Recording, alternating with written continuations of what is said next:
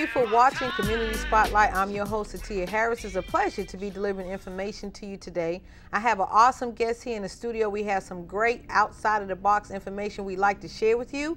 Want to encourage you to go ahead and get your pen and pad ready. You're going to need plenty of notes on this because we're going to give you some tips and ideas for research on the information that we deliver today. In the studio with me, we have Apostle George Harrison of Destiny Christian Center. How you doing today, Apostle? It's great to be here. I'm doing great. How about yourself? I'm doing excellent, excellent. Okay, so let's establish you a little bit with the audience. Why don't you tell them a little about your experience, your background, and some of the things that you're doing today in ministry?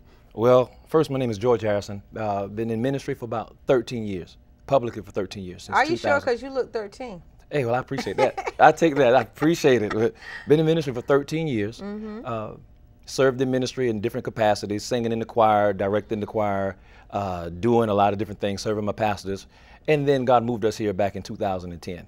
And so since then, we've been in ministry here, seeing a lot of great things, miracles, signs and wonders and so forth. But more specifically lately, the health issue.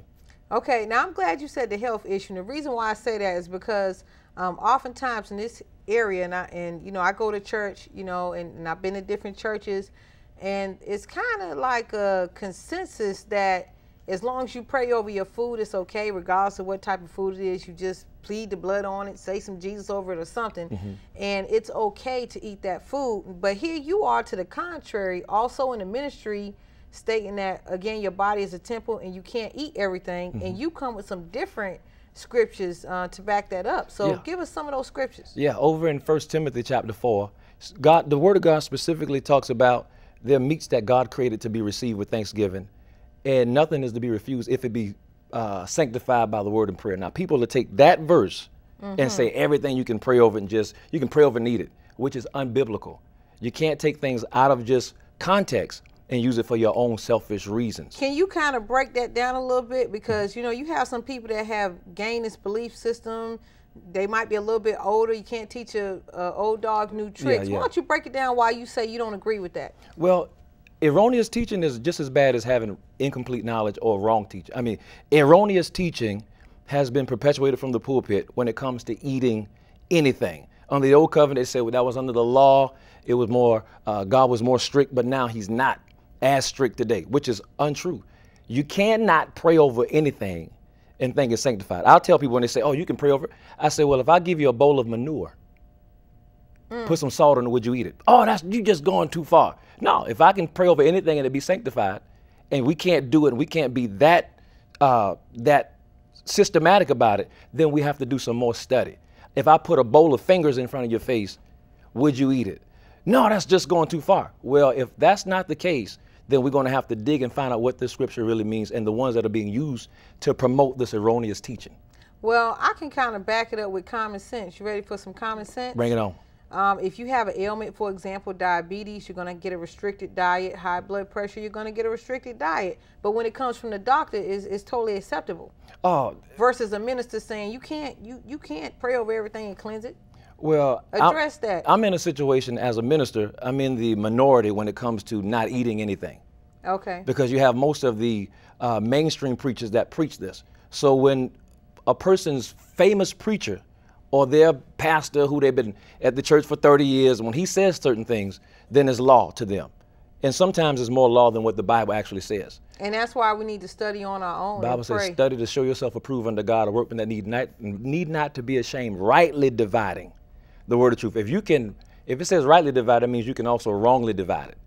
And look in our communities, particularly the African American community, black community. Look at the obesity. Look at the hypertension. Look at the diabetes. I'm gonna upset some people along with you today. Some people getting ready to be upset. Let them be upset. Okay. So I want you to back this up with scripture, because you have people that eat shrimp, they eat shark meat, they eat crab, they eat lobster, and they eat catfish. Well, is that allowed? No. They'll say in the Old Covenant, oh, that's Old Covenant. God specifically said in Leviticus and in Deuteronomy, he said these meats are clean and unclean. Anything that does not have fins and scales is unclean. So that would be the lobster. That would be the crab. these cockroaches of the sea. But they said we under the new covenant, so we can eat anything. Remember, the Lord told Peter, hey, Peter, rise, kill, and eat. And Peter said, no, Lord, I haven't eaten anything uncommon or clean.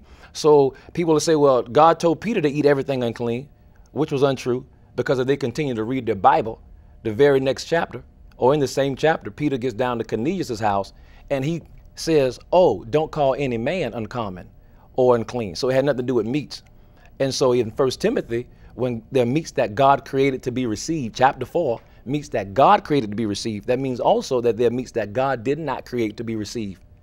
Okay, so what we're going to do is kind of get into some of these foods that may not, be appropriate for human consumption. I mean, we can eat them, but there's going to be some type of effect 9 times out of 10 that comes by it if you're not following the rules. And the thing that's interesting is there's a lot of religions out here that have adapted certain eating habits, like kosher, for example, how to eat to live, Seventh-day Adventists, I may not want to eat some pork. I mean, but when it comes to us as basic Christians and certain denominations, we just can't grasp this particular concept. So let's touch base on hybrid food and GMO.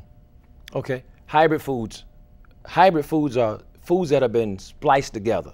You're talking about 2 parent plants that have been spliced together in order to create something else. And you're really going to have to, that's breaking it down, but really break it down, because there's a lot of people that haven't even heard of this. Yeah, most particularly Christians. Yeah. And I'm going to say this honestly, most Christians are ignorant when it comes to nutrition. Most Christians are ignorant when it comes to money, anything, just dumb. Well, we're going to change that. Yeah, we have to change it because there's a purpose for us changing and eating healthy. But when you have God said in Leviticus once again, and in Deuteronomy chapter 19, verse 19, Deuteronomy 22, verse 11, do not sow mixed seed in the ground. There's a reason for it. When you put 2 parent plants together to create another species, maybe to get a particular character trait or so forth, well, what happens to that plant or that animal? It actually becomes weaker. The genetic structure becomes weaker. The molecular structure becomes weaker.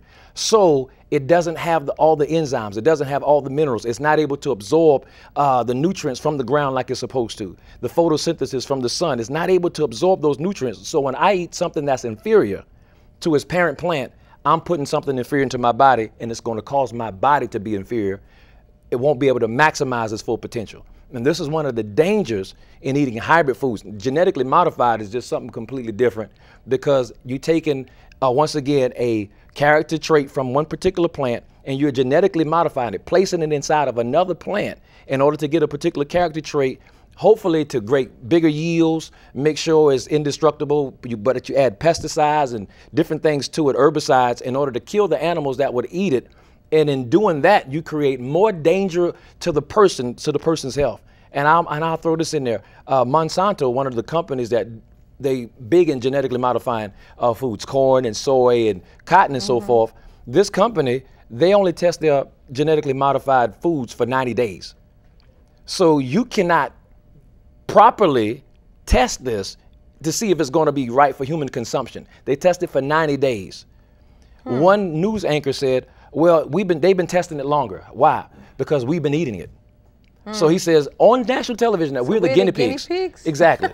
But God specifically forbade that because one reason, it causes men to become very greedy. So if I create something, then I put the patent on it, and now I make the money off of it. If you're going to get it, then you have to pay me. I can't put a price on dandelion. Because it's natural. It's natural, and it's a natural medicine. If it's original, you can't put a patent on it. You have to change it. You have to make some kind of adjustment to it in order to make money. Exactly. All right, so we're going to address that. Rattle off those scriptures again real quick. You went through that pretty fast. Okay. I'm pretty sure some folks want to write them down because they want to read them for themselves. Well, Leviticus chapter 19 and verse 19, Deuteronomy 22 and verse 11, 1 Timothy chapter 4. And matter of fact, 1 Timothy chapter 4 in the New Covenant, it says that in the last days, people would abstain from eating meats which God created to be received. And so we're talking about people who would command people to get away from meats because that's not a God and your body wasn't made to eat meats. And even in the church, well, we can eat anything. And so they'll try to tell us in so many different ways to get away from being under the law and eating things that are helpful to your body. You can eat the pork when God called pork an abomination. Where in the Bible did he call pork an abomination? Isaiah chapter 66. And what did he say? He said it's an abomination. And matter of fact, he also said they wouldn't even receive their inheritance who eat the swine and the mouse. because now, it's an abomination. The swine and the mouse. I don't want a mouse. Yeah, for real, me neither. Now tell me why the swine is an abomination. Why? One thing, pigs don't sweat. So when they eat, they take in all the toxin, and you can't cook them out. And they have parasites in them that live up to 1,500 degrees Fahrenheit. So you can't cook them out. Person's stove goes to only 500, maybe a little more, but only 5. So you can't even cook it out. So they keep all the toxins in their body. If I eat it, I'm not only eating the toxins, but pigs are carnivores. They will go out and just eat anything. You leave a dead baby out, they'll eat it. You leave anything out, pigs will eat it. They're scavengers.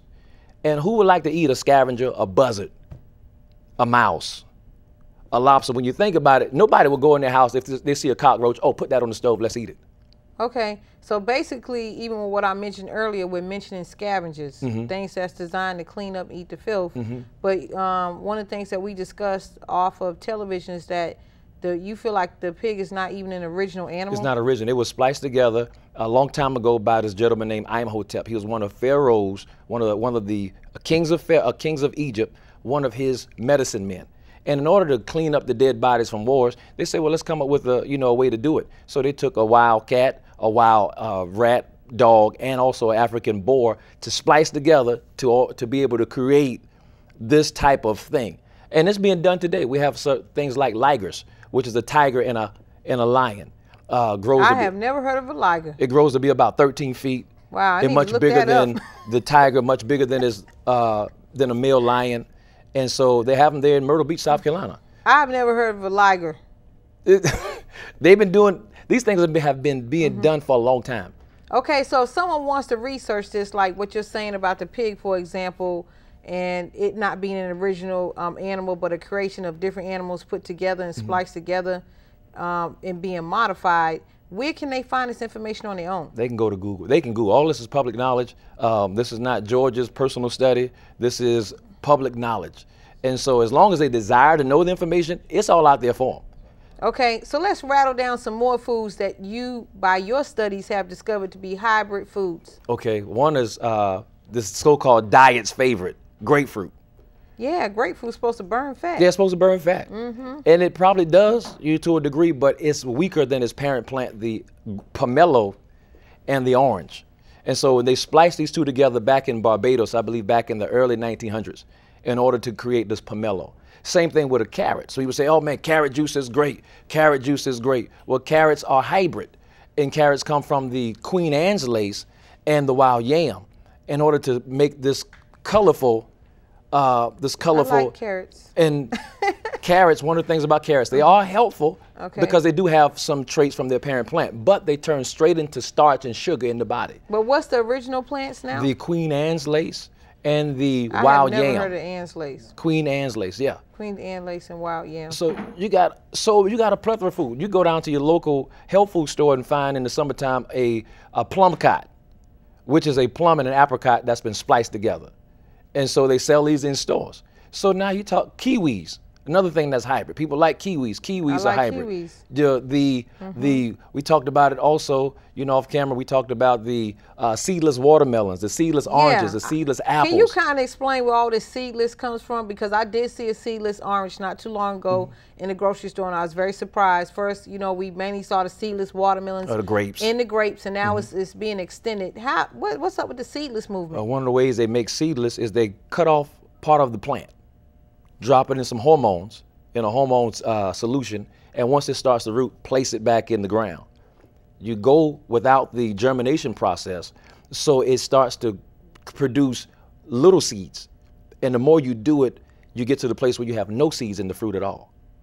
Okay, so hormones. What kind of hormones is this being dipped in? These are synthetic hormones that are being taken from animals and other things and spliced together in some laboratory to create this false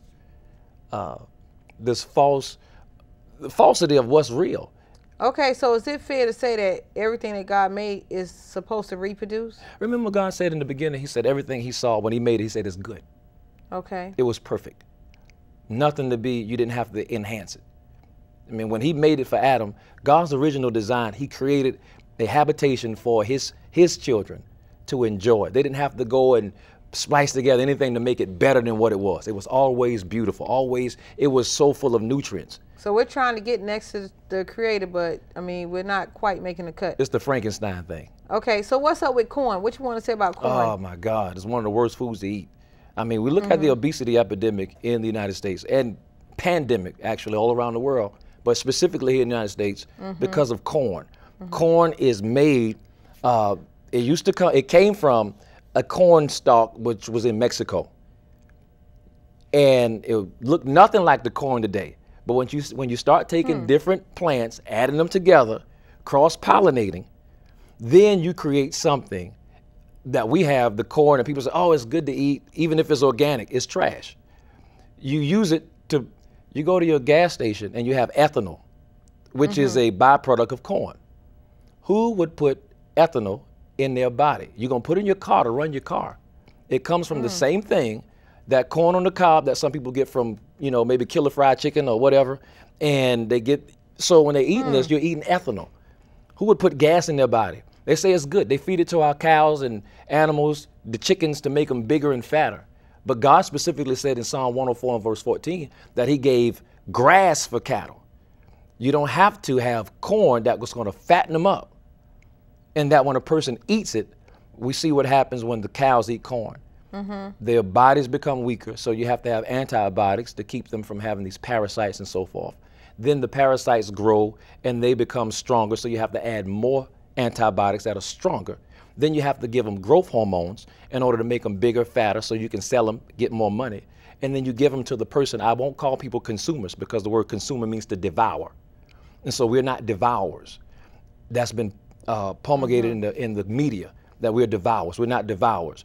But you give it to people, and then they look like the cows that they ate. They look like the pigs that they ate. Fat, obese, morbidly obese. I want to know what your opinion is on this, because it's something that I've been kind of thinking about, knowing what's going on with the food industry with the meats. Since you just brought up meat, for example, the fact that they're speeding up the growth of these animals that's being butchered and put in the grocery store for us as a whole to purchase. Does that actually speed up the lifespan of a person? That's what I wondered. Well, we look at America. We are one of the, our average age in America is 72, and it's dropping. It's getting lower and lower.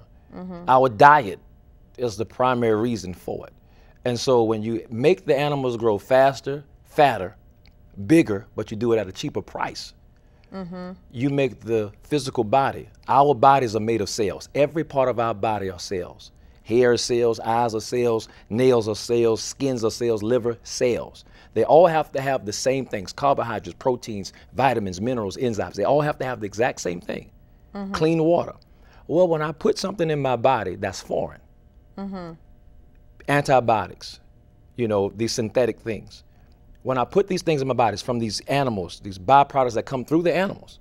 When I eat it, it's attacking my cell, and it's causing my cell to produce, but produce weaker. Okay. What I found out is that about every 3 years, we get a brand new body. Okay. You get brand new hearts, liver, kidneys, lungs, so forth. But, and that's because of the cells reproducing and dying. Well, either your cells are going to become stronger, or they're going to become weaker, or they'll stay the same. If I'm eating genetically modified foods, hybrid foods, things that have been full of antibiotics, pesticides, herbicides, so forth, I am weakening my cells. So that's going to cause my age limit to go down. The average age for a black person in the United States is 62. The average age of a white person is 72, a Mexican about 78, and it's dropping because of the wrong things that's put in the body, and the cells are not able to absorb this synthetic thing. And so it's attacking the cells and causing it to die. We're gonna give some solutions shortly, you know, in the program. But I want to know what your comments were on modern day soy and wheat. What would you like to say about that? Well, soy, we make plastics out of soy. George Washington Carver found a way to make plastics out of soy. And if I'm not mistaken, Henry Ford offered him 6 figures to leave where he was in Tuskegee to go work for him. And he didn't do it. He made plastic out of soy. And so soy is not made, God didn't make it. Man made it. And they use it in things like tofu and soy milk. But that's supposed to be healthy. That's supposed to be healthy, and we found out that one of the biggest segments of life of people in the United States that have cancer are vegetarians. Wow. Because they eat more soy than anybody else. And in doing so, because of the soy, this man-made substance that creates a lot of estrogen, so they'll tell women when they're going through menopause, drink more soy because it'll up your estrogen. And it doesn't really work. What it does, it is an estrogen enhancing product, but it also causes the body to be weakened because it's a synthetic, unnatural, ungodly product. And it's been touted as something that's helpful. But remember, anytime that people promote something that's very helpful, particularly the mainstream media, they have an agenda to make money. So it's like, let's get you looking over here at this and we'll keep the real thing over here. So soy is not made to consume. It's not made for animals to consume or people to consume. You can take it and use it to make plastics and other things out of, but not to eat. It's not for consumption. What about wheat? The wheat today is hybrid. And you have a lot of celiac disease, irritable bowel syndrome, gastrointestinal problems because of the wheat. Now, it's supposed to be healthy. It's supposed to be. And that's the better bread choice, right? Yeah, that's what they say. It's better than the bleach bread. It's a little bit better, but it's still so unhealthy. It's still unhealthy. But there is a biblical wheat. The wheat in the Bible is not the wheat today. Okay. And that's because the original wheat is called einkorn, E-I-N-K-O-R-N. They still sell it in stores, in the healthy stores. You can actually go online and get it. Einkorn. Well, this einkorn wheat that Jesus ate does have some gluten in it, but it's very healthy. The body is able to digest it. They took that, added another wheat, another grass to make spelt, kamut, going down the line. And now we get to this modern wheat. Spelt was healthy. Spelt is hybrid. Okay. Kamut is hybrid. Okay. So these are hybrid wheats that come from the original wheat that's in the Bible, einkorn. They can go to their local healthy store or go online and order. There's a company called Jovial that sells it. They grow it, and if you look at a einkorn wheat berry and the hybrid wheat berry today is much smaller.